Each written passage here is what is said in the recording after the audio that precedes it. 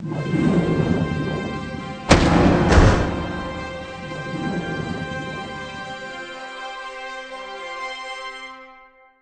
role goes everywhere from finding new talent right up to Olympic development. So I work for Barry Edgington, the Olympic development manager. So when I'm at the Olympic development level, I'm a coach looking after that level of sailor. And then below the Olympic transition level, basically Barry gives me a bit of free rein to try and find new talent and to try and fast track them up. Being Paralympic sailing being so new at a development level, obviously not at the performance level, and I've got such a new bunch of people in the last 2 to 3 years, they all click really well. And what it means is that we can kind of structure things very easily. The only issue is when it comes to equipment and it's constantly, because we're constantly developing the kit as well as people learning about that development at the same time. A training day can be quite full on, but the easier part is trying to structure it. Whereas like now, at an event, and it's being able to manage those times. So you're not just managing how long it takes to get changed, how long it takes to rig your boat. Well, it is the same, but then add on the fact that you might be missing your legs, or you might need a helper because you're permanently in a wheelchair, and the fact that rigging your boat, you might not be able to actually feed your sail up on your own, and you need to find that help or bring it with you, and things just take that bit longer, and it's constantly trying to manage how long it takes to do things. So was that quite a learning curve? You mentioned that you used to work with able-bodied sailors. That sort of change into working with Paralympic sailors? I found that when you're with the Paralympic sailors' point of view, I mean, I had worked a little bit with disabled people before stepping across into this role. But the real difference was there's a difference, I think, between awareness of disability and just getting on with it. And actually what we're trying to install is that get on with attitude, and when you've got a problem you just got to find a way around it and deal with it instead of make it a problem. Okay, so what are the most challenging aspects of the job for yourself personally? Probably the psychological side of it for myself as well.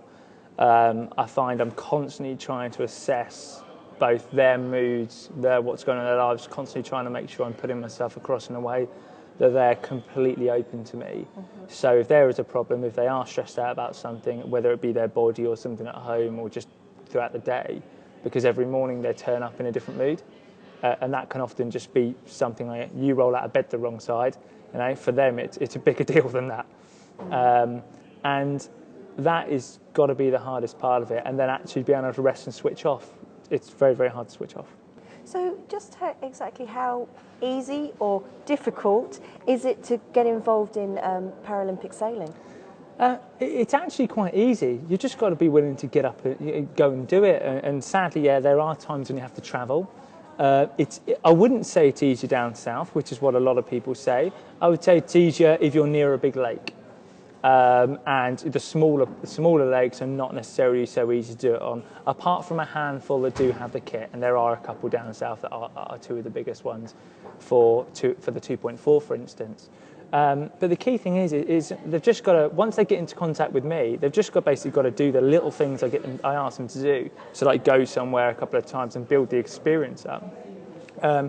Find or start trying to raise the money, which they'll have, my backing for if they're actually deadly serious, and to try and encourage them to get going. And then the class associations are developing all the time around them as well, and that's something that I'm trying to support, just with regards to trying to make sure that when we get new people in, things happen. But all the squad sailors, including those that have now stepped out the squad either due to age or actually physically being able to, mainly because of age, they've been a fantastic help in actually trying to get new people going as well. So how do you actually go about identifying talent and nurturing it? Is it a case of just wandering around a lake going, you look good, come over here? How do you find people? Or do they find you? I'd say there's different levels of that. First of all, I've got to make sure they actually classify for the sport. Which is actually pretty much most disabled people do classify. It's just certain things are different. And the ones I know of, so for instance, if you were missing a leg or an arm or something like that, it's like, I know, absolutely fine, let's just get you and get them on with it.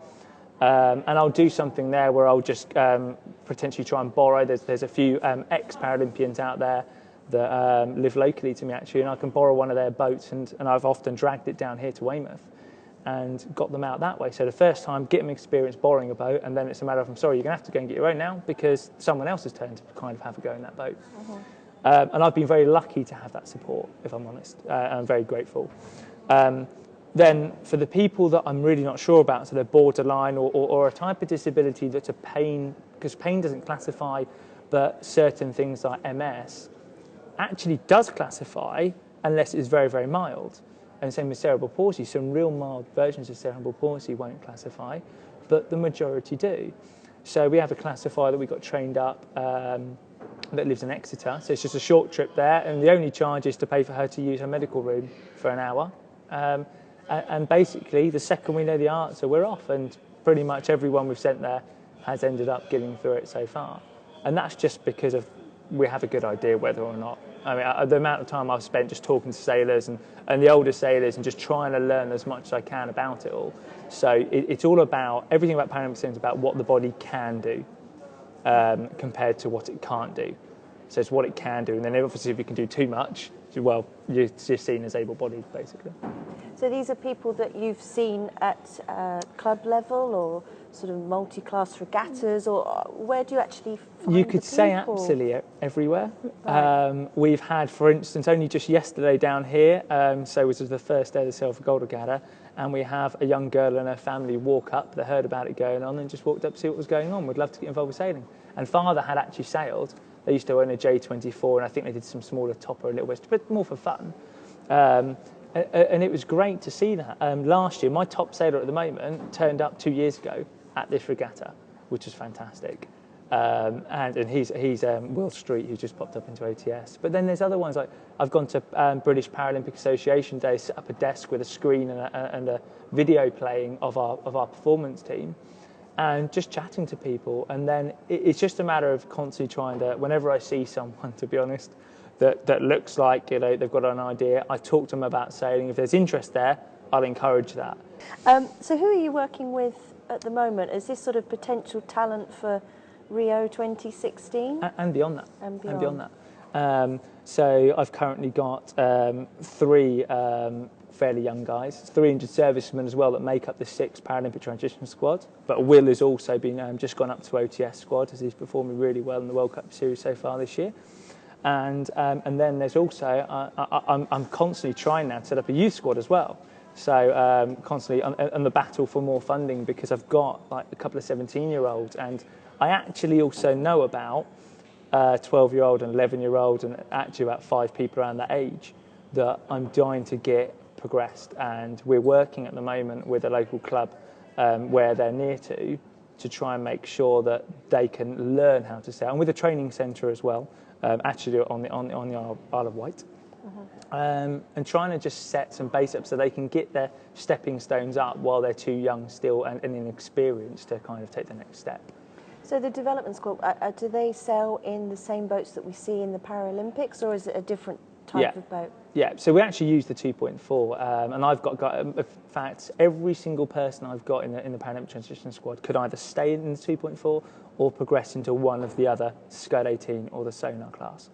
And the great thing about that is the fact that they've got progression in their minds. It's really important to have a long-term focus. So obviously, that long-term focus is a gold medal, but how they're going to get there, how they're going to achieve that, and realistic goals and how long that'll take as well.